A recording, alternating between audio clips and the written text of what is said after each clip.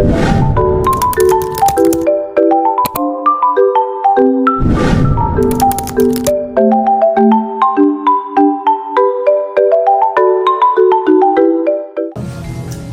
day, everyone. Now, we will be discussing about circular functions and its graphs, particularly sine and cosine. But before we start, what is circular functions? Circular function that define the coordinates of a point on a unit circle as a function of an angle. Now that we know what circular function is, let's now try answering some of the following problems. Let's go! For problem number 2, we have y is equals to 3 sine quantity 2 theta minus 5 plus 5, wherein the value of a is 3 and the value of b is 5.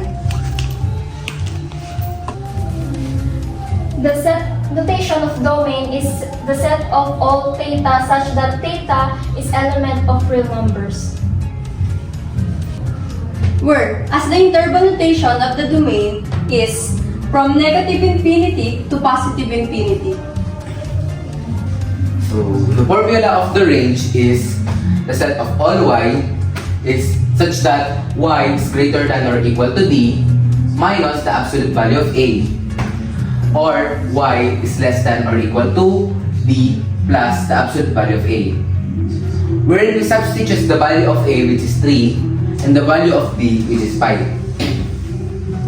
Then, we substitute it from the range. The formula of the range is the set of all y such that y is greater than or equal to 5 minus the absolute value of 3, or y is less than or equal to 5 plus the absolute value of 3.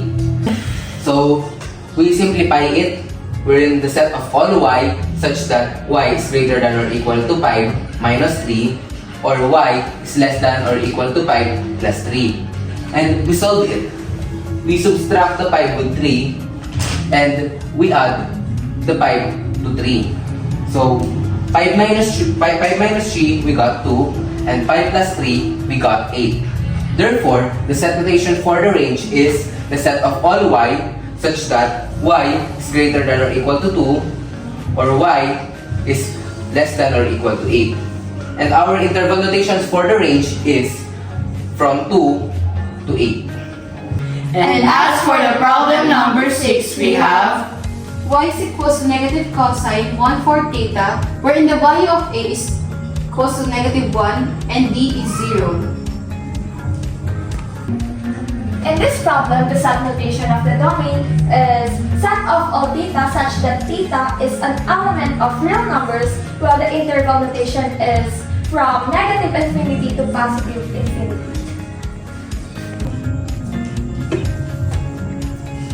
As for how to get the range, we have the formula set of all y such that y is greater than or equal to d minus absolute value of a, or y is less than or equal to d plus absolute value of a. We then have to substitute it with the value of a and d, wherein the set of all y such that y is greater than or equal to 0 minus absolute value of negative 1, or y is less than or equal to 0 plus absolute value of negative 1.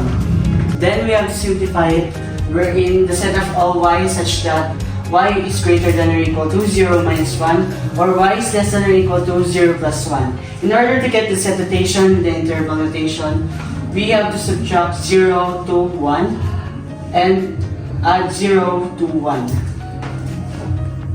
Then we will get the set notation, set of all y such that y is greater than or equal to negative 1, or y is less than or equal to 1.